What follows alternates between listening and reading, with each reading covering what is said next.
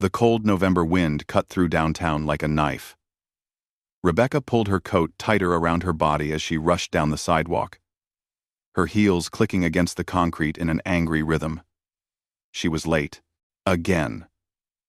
The meeting with her boss had run over. Traffic was a nightmare. And now she'd probably miss dinner with her family. Not that it mattered much these days.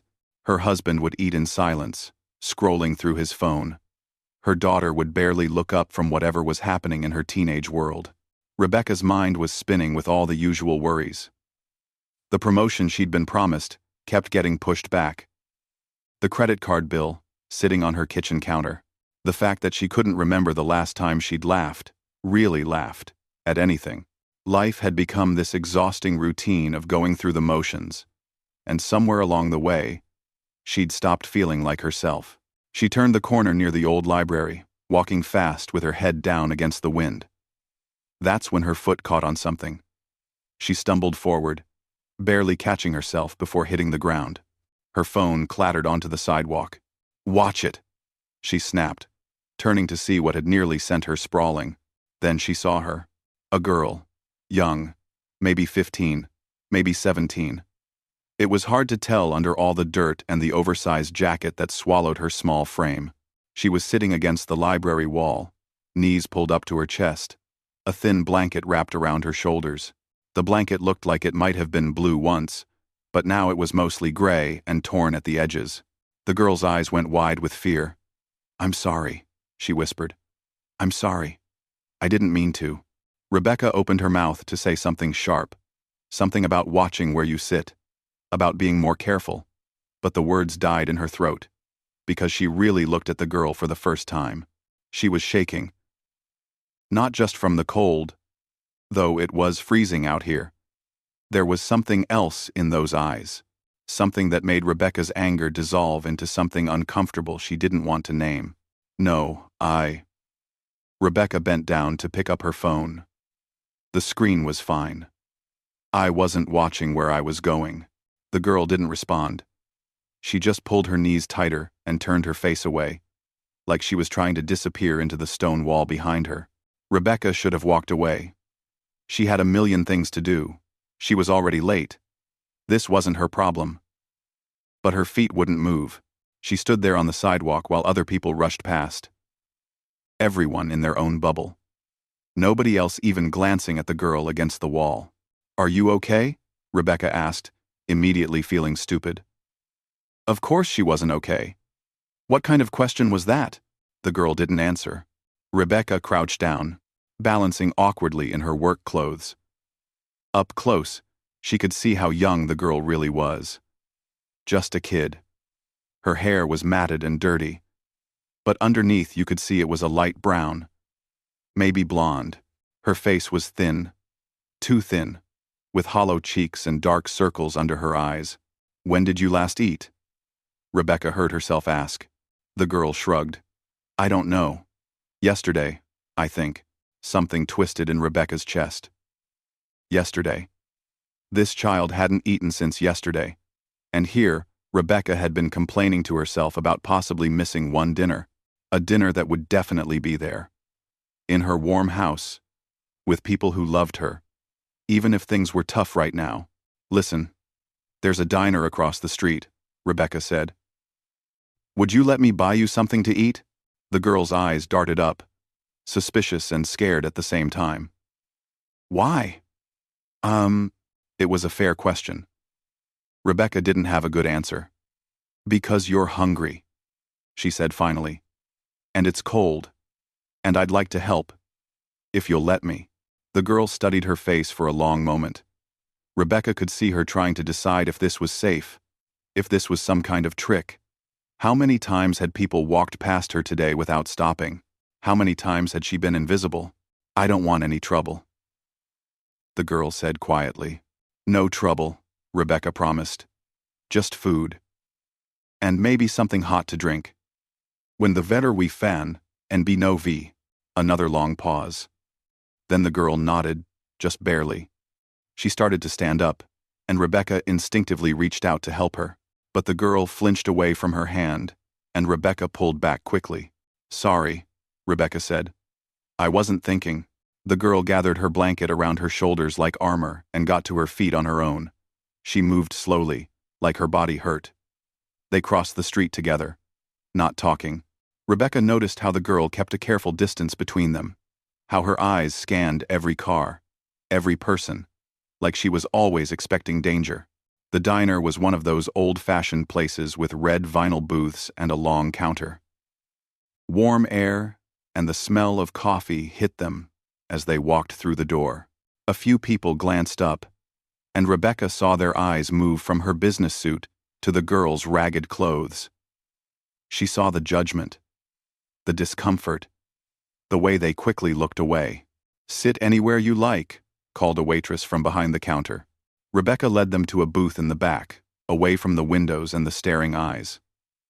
The girl slid into one side, keeping her blanket wrapped tight, even though it was warm inside. Rebecca sat across from her. The waitress came over with menus and water. What can I get you, ladies? Can you give us a minute? Rebecca asked. When the waitress left, Rebecca pushed a menu across the table. Order whatever you want. Seriously. I mean it. The girl picked up the menu with hands that were chapped and red from the cold. Her fingernails were broken and dirty. She stared at the menu for a long time, and Rebecca realized she was trying not to cry. Hey, Rebecca said softly. The girl nodded without looking up. When the waitress came back, she ordered soup and a sandwich and orange juice. Her voice was so quiet Rebecca could barely hear her. Rebecca ordered coffee she didn't want, just to have something to do with her hands. They sat in silence while they waited for the food. Rebecca didn't know what to say. All her complaints about her own life felt ridiculous now. Small. Selfish. She thought about her daughter at home, probably annoyed that dinner would be late, not knowing how lucky she was to have a home at all. When the food came, the girl ate slowly, like she was trying to make it last. Or maybe like she was afraid it would make her sick if she ate too fast. Rebecca watched her and felt something crack open inside her chest. Something that had been closed for a long time. This girl was somebody's daughter, somebody's child. And she was eating soup in a diner like it was the best thing that had ever happened to her, when it should have been the most ordinary thing in the world. Rebecca didn't know it yet. But this moment, this ordinary Tuesday evening in November, was going to change everything. For both of them. Sometimes, life turns on these small hinges. A stumble on a sidewalk. A decision to stop instead of walk away. A meal shared with a stranger. Sometimes the smallest acts of kindness crack us wide open and show us who we really are. They sat in that diner booth for almost an hour. At first, neither of them spoke much. The girl ate her soup slowly, methodically, like she was savoring every spoonful. Rebecca sipped her coffee and tried not to stare, tried not to make the girl uncomfortable. But she had so many questions building up inside her. Finally, when the girl had finished most of her food, Rebecca spoke. I'm Rebecca, by the way. The girl looked up, hesitant. Lily. That's a pretty name. Lily shrugged, wrapping her hands around the glass of orange juice, like she was trying to absorb its warmth. How long have you been out there? Rebecca asked gently. On the streets. I mean, Lily's eyes dropped back to the table. 5 months. Rebecca tried to imagine it. 5 months of sleeping outside, of being cold and hungry, of having nowhere to go. She couldn't. Her mind just couldn't make it real. Do you have family? No. The word came out flat, final. Lily didn't elaborate, and something in her expression told Rebecca not to push. So Rebecca did something she rarely did anymore. She started talking about herself. Maybe it was easier than asking more questions Lily didn't want to answer. Maybe she just needed to fill the silence. I had the worst day today, Rebecca said, then immediately felt stupid. The worst day. What did she know about worst days? But she kept going. My boss passed me over for a promotion again. Said I wasn't ready, even though I've been there 6 years. Then I got stuck in traffic for an hour. My car was making this weird noise, and I kept thinking about how much it's going to cost to fix it. And when I finally got out of that meeting, all I could think about was how I didn't want to go home. Lily was watching her now, really looking at her for the first time. My husband and I barely talk anymore, Rebecca continued. She didn't know why she was saying all this to a stranger, to a kid, but the words just kept coming. We're not fighting or anything. That would almost be better. We're just existing in the same space, like roommates. And my daughter, she's 15, and I feel like I'm losing her. She used to tell me everything, and now I'm lucky if I get 2 words out of her. I ask about her day, and she says, fine. I ask what she's thinking, and she says nothing. And I keep wondering where I went wrong. You know? When did I become this person she doesn't want to talk to? Rebecca stopped, embarrassed. Sorry. I don't know why I'm dumping all this on you. Lily was quiet for a moment. Then she said something that hit Rebecca like a physical blow. At least you have a home to not want to go to. Rebecca froze, her coffee cup halfway to her lips. Lily's voice was soft but steady. At least you have a husband there. Even if you're not talking, he's there. At least you have a daughter who's alive and healthy and safe under your roof. At least you have a job to complain about. A car that needs fixing. A promotion you didn't get. Which means you have something to get promoted from. Thank you for watching. End quote. Thank you for watching. We have not this hard for Manasine. Just on resenter. At least you have a job to complain about. For EDO. And she wasn't being mean. There was no anger in her voice. Just truth. Simple, devastating. Truth. At least people know your name, Lily continued. At least when you walk down the street, you're going somewhere. You have somewhere to go. At least you matter to someone. Rebecca felt her throat tighten. She tried to say something. Anything. But no words came out.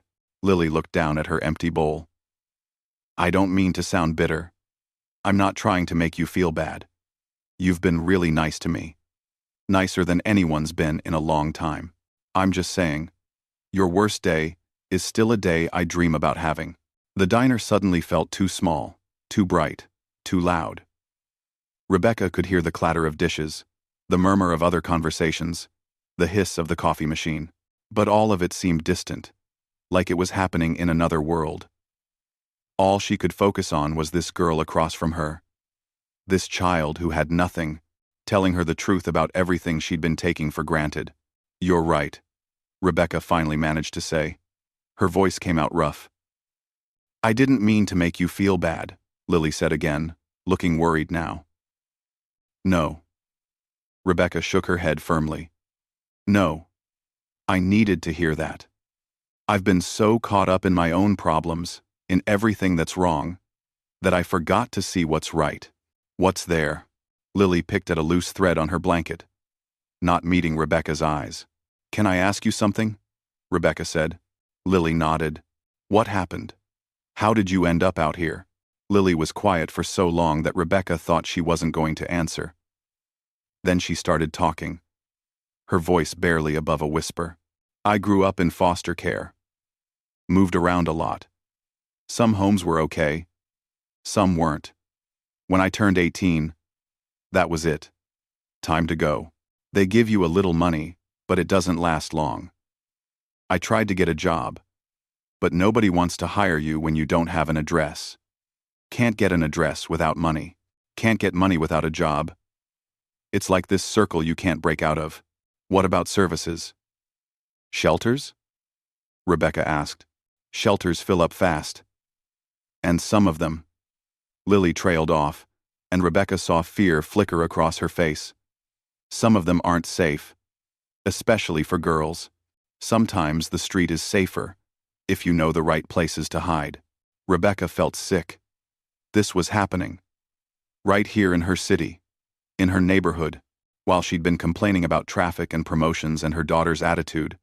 There were kids like Lily trying to figure out where to sleep, whether they'd eat, if they'd be safe through the night. I'm so sorry, Rebecca said. I'm so sorry that happened to you. That's happening to you. Lily shrugged again, that same gesture of resignation. It is what it is. It shouldn't be, though. But it is. Lily looked at her directly now. And I'm not the only one. There are a lot of us out there. You probably walk past people like me every day, and don't even notice. Rebecca knew it was true. How many times had she rushed past someone sitting on the sidewalk? How many times had she looked away, uncomfortable, guilty, but ultimately unwilling to do anything about that discomfort? She gave money sometimes, sure, dropped a few dollars here and there when it was convenient, but she'd never stopped. Never really looked. Never really seen. Until tonight. Until she'd literally tripped over this girl and had no choice but to see her. I notice now, Rebecca said quietly. I see you now. Lily's eyes filled with tears, and she quickly wiped them away with the back of her hand. That's more than most people do. Tenley. They sat there a while longer. The waitress came by to refill Rebecca's coffee and asked if they wanted anything else. Rebecca ordered Lily a piece of pie and another orange juice. When Lily protested that it was too much, Rebecca just shook her head. It's just pie, she said. But they both knew it was more than that. When they finally left the diner, Rebecca did something that surprised both of them.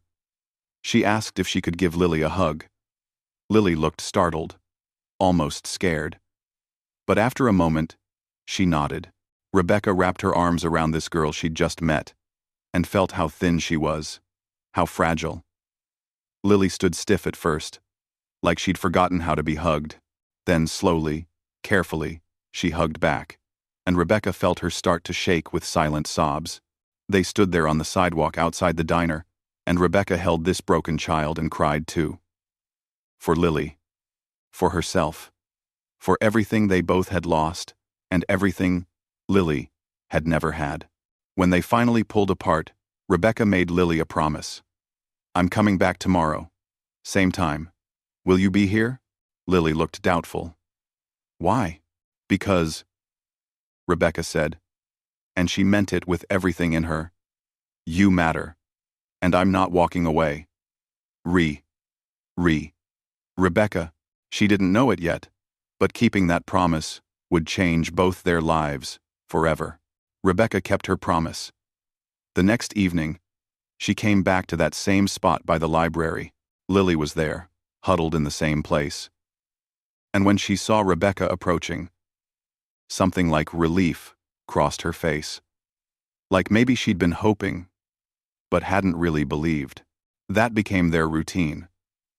Every evening after work, Rebecca would stop by with food, sometimes a warm drink, sometimes clean socks, or a better blanket. They'd sit on those library steps, or when it got too cold, they'd go to the diner, and they'd talk. Or sometimes, they'd just sit in comfortable silence. Rebecca learned more about Lily's story.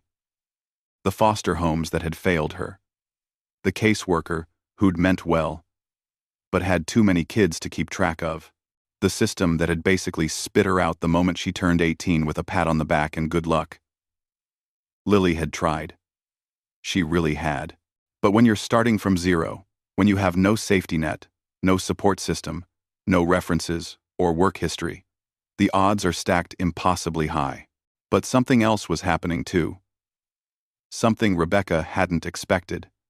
The more time she spent with Lily, the more her own life started to shift into focus. It was like she'd been looking at everything through a foggy window, and now someone had wiped it clean. 3 weeks after that first meeting, Rebecca came home to find her daughter, Katie, sprawled on the couch scrolling through her phone. Usually, this sight irritated her. The teenager glued to her screen, not looking up, not engaging. But tonight, Rebecca saw it differently. Hey, sweetheart, she said, setting down her bag. Katie glanced up briefly. Hey! Rebecca sat down on the couch next to her. Katie looked surprised. Usually Rebecca would head straight to the kitchen or disappear into her bedroom. What are you watching? Rebecca asked. Just videos. Nothing important. Before, Rebecca would have lectured about wasting time. Tonight, she just nodded. Can I tell you about someone I met? Katie put her phone down. Curious now. Okay? I-teen. Ninth. I-teen. 19. I-teen. I-teen. 19 I-teen. I-teen. I-teen teen. I-teen I-teen. I-teen I-teen. I-teen I-teen. I-teen I-teen.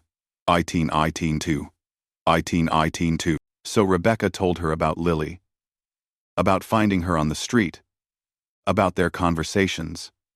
About what Lily's life was really like.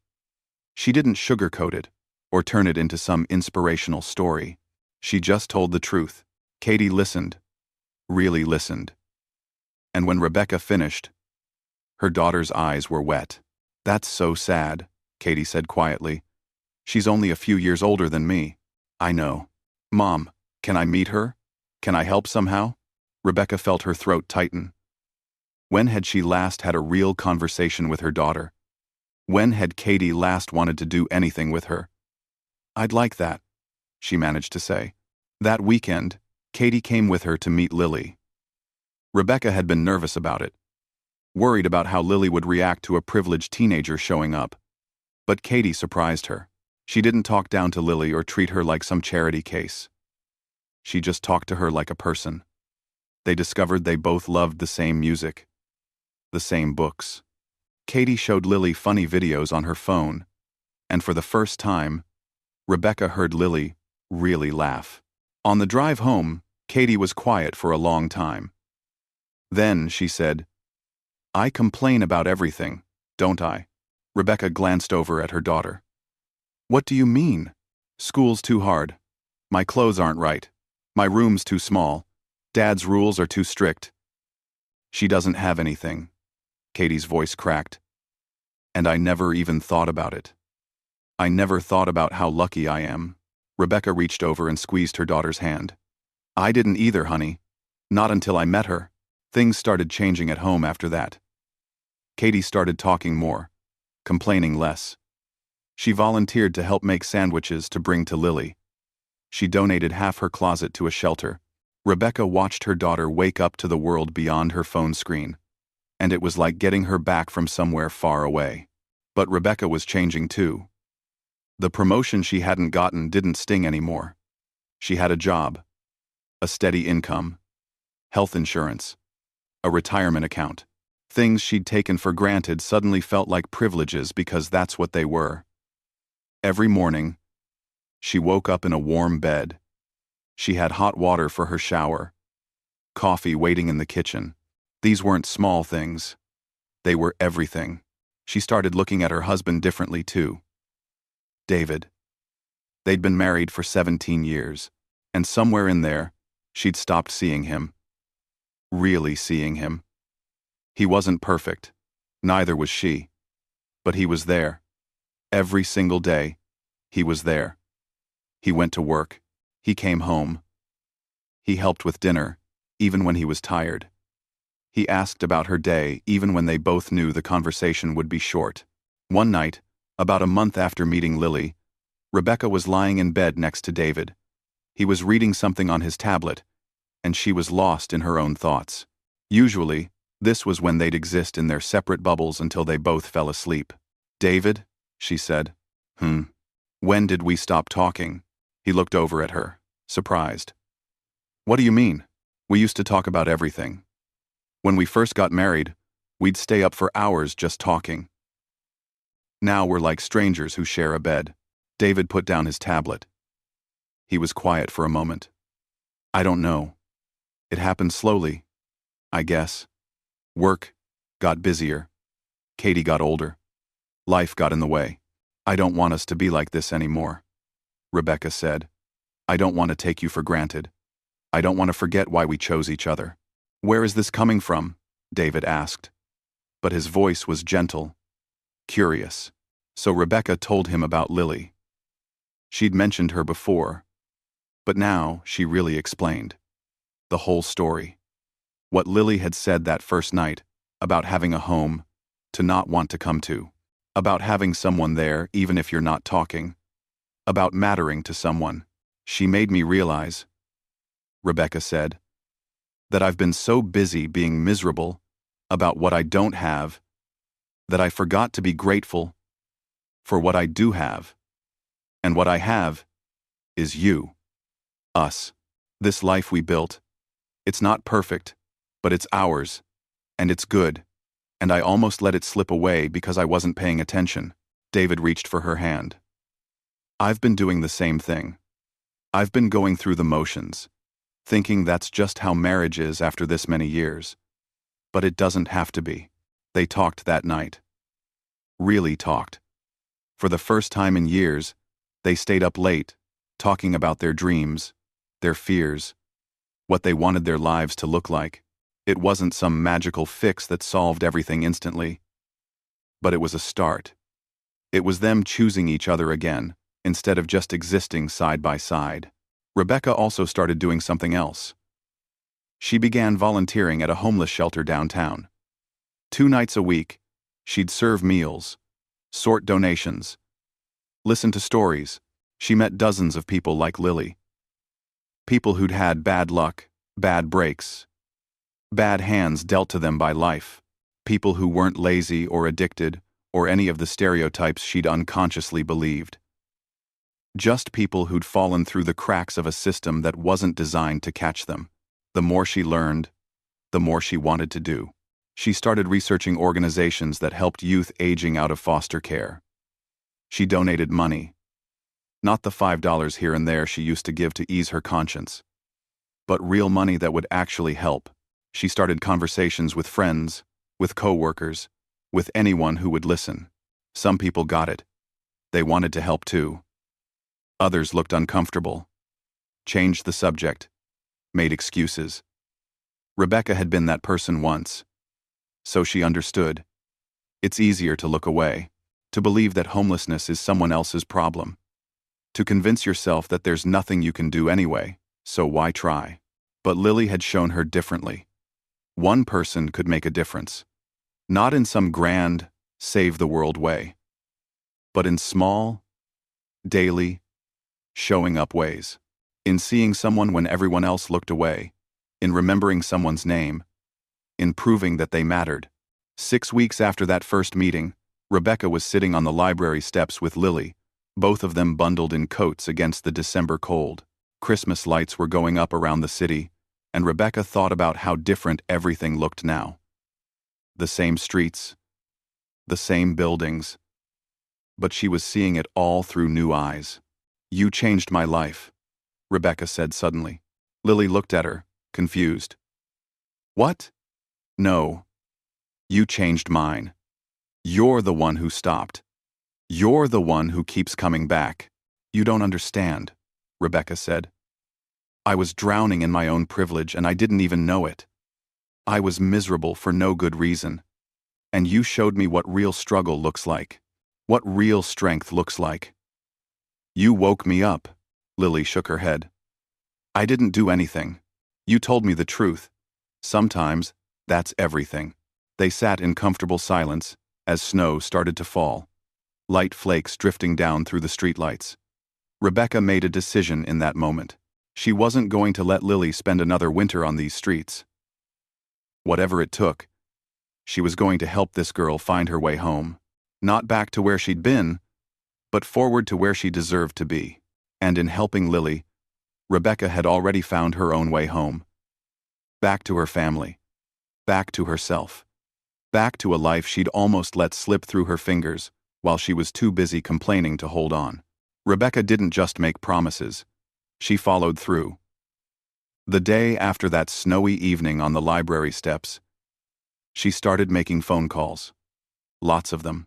She called social services, youth outreach programs, transitional housing facilities. Most of them had waiting lists.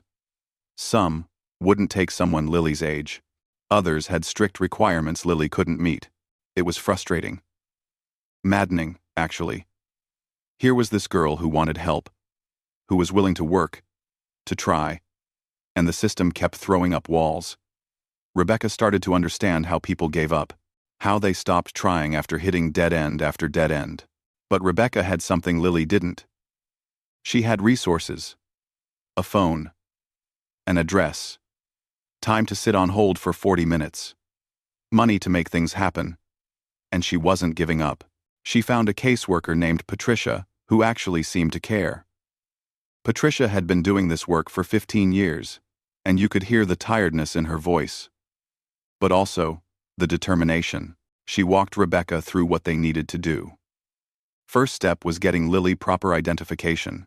Without an ID, Lily couldn't get a job, couldn't open a bank account, couldn't do much of anything.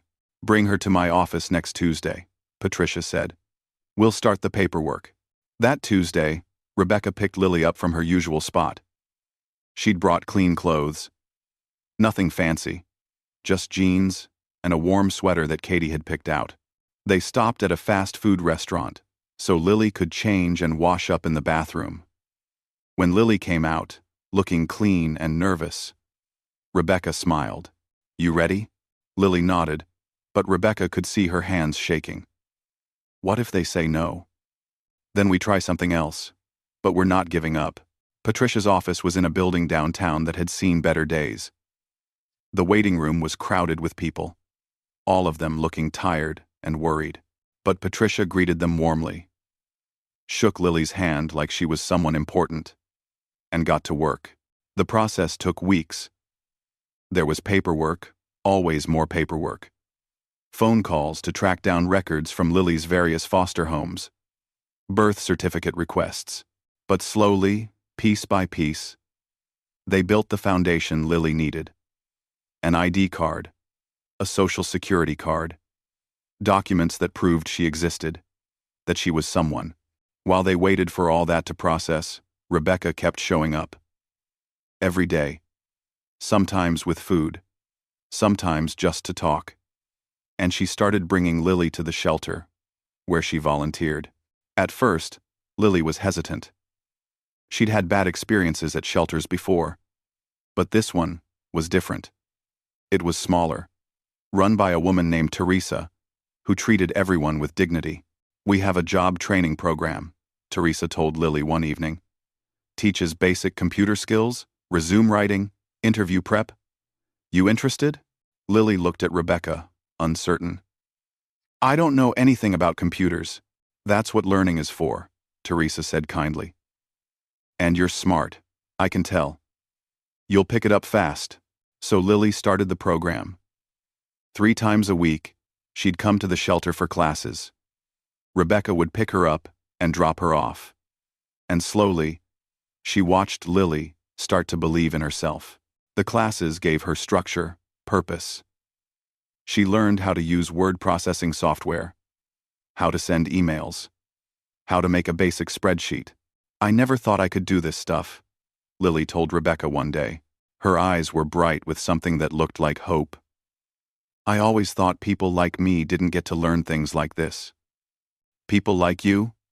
Rebecca asked. "You know, throwaways. Foster kids who didn't work out. Street kids. You're not a throwaway," Rebecca said firmly. "You never were. The system failed you. But that doesn't define who you are, or what you can do." Katie had become part of this journey too. She'd come with Rebecca sometimes to pick up Lily, and the two girls had formed an unlikely friendship. They were so different on the surface. Katie with her comfortable life and her bedroom full of things she didn't need. Lily with her blanket and her survival skills and her hard-earned wisdom. But somehow, they connected. Katie started a project at her school, a fundraiser for youth homeless services. At first, her classmates didn't really get it. Some made jokes, others looked uncomfortable. But Katie didn't back down.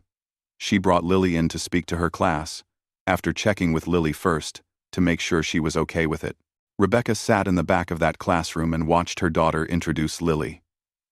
Watched Lily, nervous and brave, tell her story, and watched a room full of privileged 15-year-olds slowly realize that the world was bigger and harder than they'd known. The fundraiser raised $3,000. It wasn't a fortune, but it was something. Katie donated it to the shelter's job training program. Teresa cried when they presented her with the check.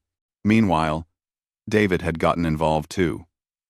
He worked in IT, and he volunteered to teach some of the computer classes at the shelter. Rebecca would watch him patiently explaining things to students who'd never had reliable access to a computer before.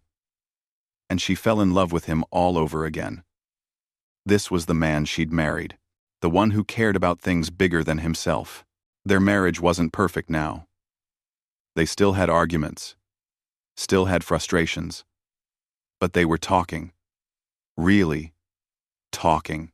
They went to counseling, something Rebecca had suggested a dozen times before and David had always resisted.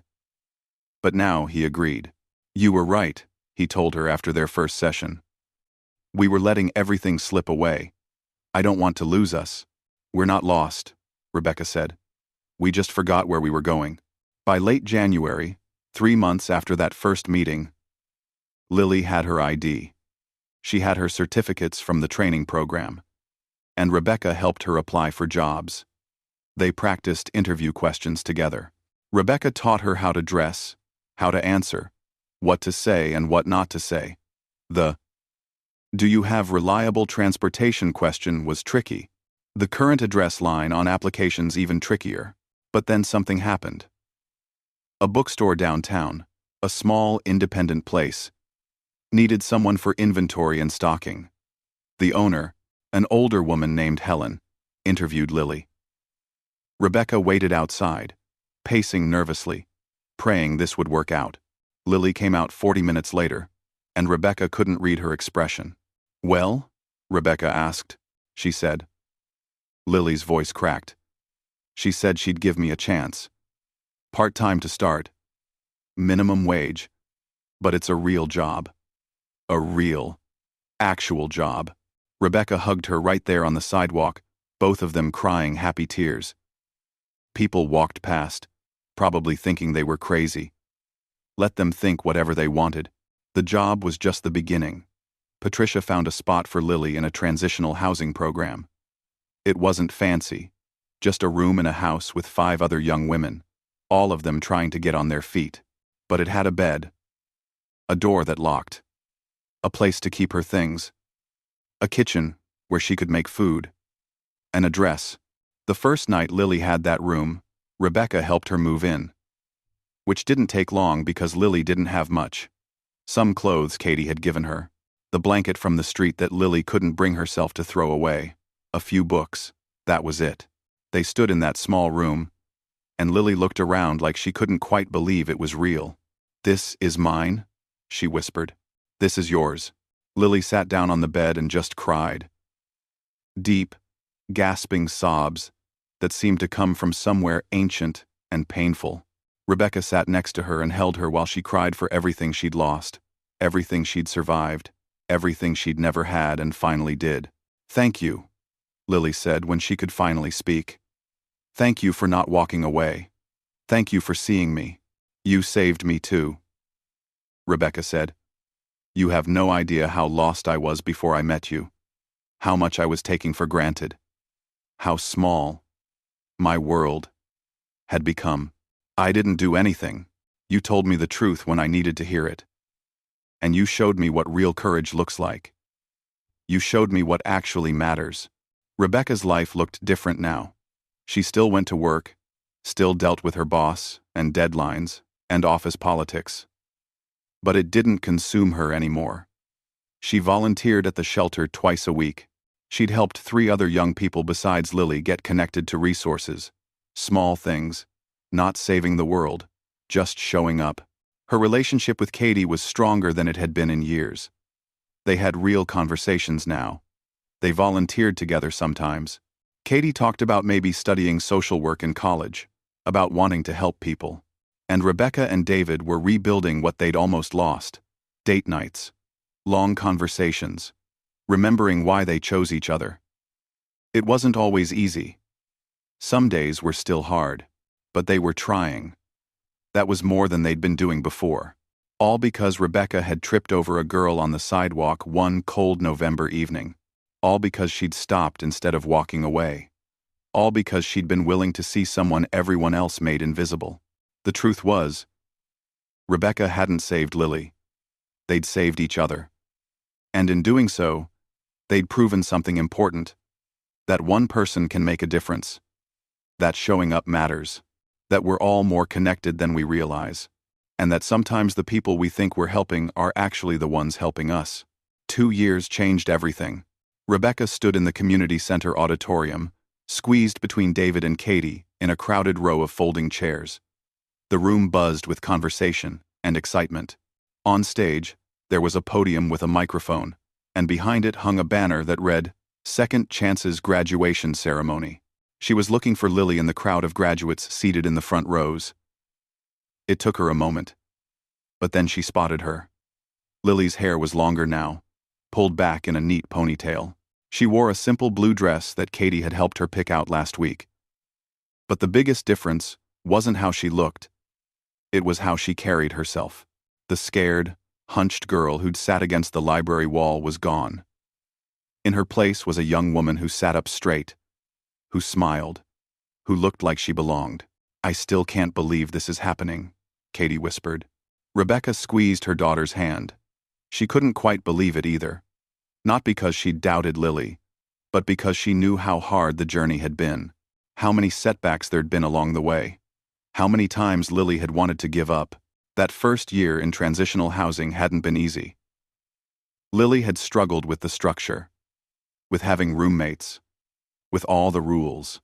Old trauma had a way of bubbling up once you finally felt safe enough to let it surface. There were panic attacks. Nights when Lily couldn't sleep because nightmares kept waking her up. Days when the weight of everything felt too heavy to carry. But Lily had kept going.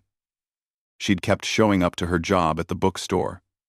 Helen, the owner, had become something of a mentor to her. She'd increased Lily's hours, taught her how to manage inventory, how to recommend books to customers, how to run the register. When Lily had been too scared to go back to school, Helen had been the one to encourage her. "You're smart," Helen had told her. "Too smart to let fear hold you back."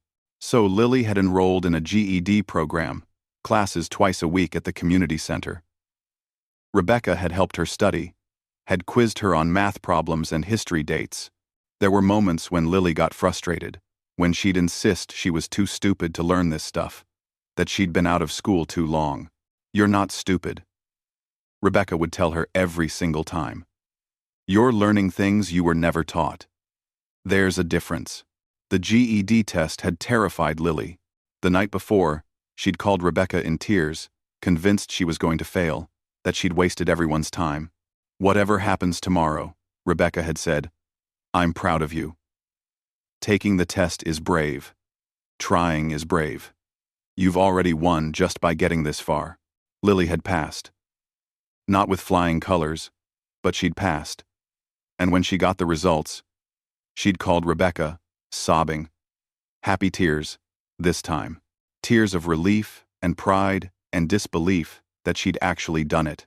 That certificate had opened new doors. Lily had applied to community college, with help from Patricia, the caseworker who'd stuck with her through everything. She'd been accepted into a 2-year program for business administration. Financial aid covered most of it, and there was a scholarship specifically for former foster youth that covered the rest. College had been terrifying at first. Lily was older than most of the other students. She worked 30 hours a week at the bookstore while taking classes. She had to study twice as hard as everyone else because her educational foundation had so many gaps. But she did it. One semester, then another. There were late nights, with textbooks spread across her tiny desk. There were assignments she didn't understand and had to ask for help on. But she kept going. Katie had helped too. She was in her junior year of high school now, and she and Lily had stayed close. Katie would help Lily with her English papers, and Lily would tell her the truth about things teachers never talked about. What it was really like to age out of foster care, how the system failed kids in ways big and small. Katie listened and learned and grew up in all the right ways. The friendship had changed Katie's whole trajectory. She volunteered regularly at the shelter now. She'd started a program at her school that collected supplies for homeless youth: hygiene products, socks, gloves. The things that made daily survival just a little easier. Her college essay had been about meeting Lily, about learning that privilege came with responsibility. I used to think my biggest problems were actual problems, she'd written. I complained about everything, while having everything. Meeting Lily taught me the difference between inconvenience and crisis. It taught me that I could either feel guilty about what I have, or I could use it to help others. I chose helping. David had changed too. His volunteer work at the shelter had become a regular thing. He taught computer literacy classes every Tuesday evening. He'd helped dozens of people learn basic skills that most people took for granted. How to create an email account. How to fill out online job applications. How to use Google Maps to get around the city. Simple things that weren't simple at all when you'd never had access. And Rebecca. She'd become an advocate. That was the only word for it. She'd learned how to navigate the system, learned which organizations actually helped and which ones just talked about helping. She'd connected dozens of people to resources. She'd testified at city council meetings about the need for more transitional housing. She'd organized fundraisers. She'd made noise. Her coworkers thought she was a little crazy, maybe. Always talking about homeless youth, always organizing donation drives. But some of them got it. Some of them started helping too. That's how change happened, Rebecca had learned. Not all at once, not with grand gestures, but slowly, person by person, conversation by conversation. The ceremony was starting. A woman from the program stepped up to the microphone and welcomed everyone. She talked about the students graduating today, about their courage and determination, about how they'd overcome obstacles most people couldn't imagine. Then the graduates were called up one by one to receive their certificates and speak for a few minutes. Each one told a piece of their story, the struggles, the setbacks, the small victories that added up to something bigger. When Lily's name was called, Rebecca felt her heart jump into her throat. Lily walked up to that podium, and for a moment she just stood there, looking out at the crowd. Rebecca could see her taking a breath, steadying herself. 2 years ago, Lily began, her voice quiet but clear. I was sleeping on the street. I was cold and hungry, and I'd pretty much given up on everything. I didn't think I mattered to anyone. I didn't think I had a future. She paused, and Rebecca saw her eyes scanning the crowd until they found Rebecca's. Then a woman stopped. She didn't have to. She was busy. She had her own problems, her own life. But she stopped. She saw me when everyone else looked away. She bought me dinner. She listened.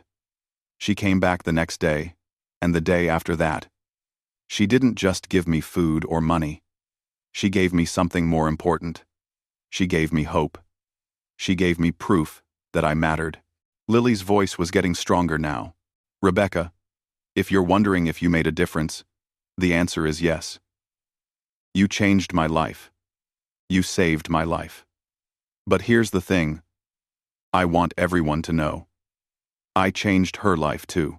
She told me once that she was lost before she met me. That she'd forgotten what actually mattered. That she was taking everything for granted. Lily looked directly at Rebecca now, and Rebecca felt tears streaming down her face. We saved each other, Lily said. And that's what I want to say to everyone here tonight. You don't have to be rich to help someone. You don't have to have it all figured out. You just have to stop. You have to see people. You have to care enough to show up. The room was completely silent now. I'm graduating from community college today with my associate degree. I'm transferring to a 4-year school in the fall. I have a job I love. I have an apartment. I have people who care about me.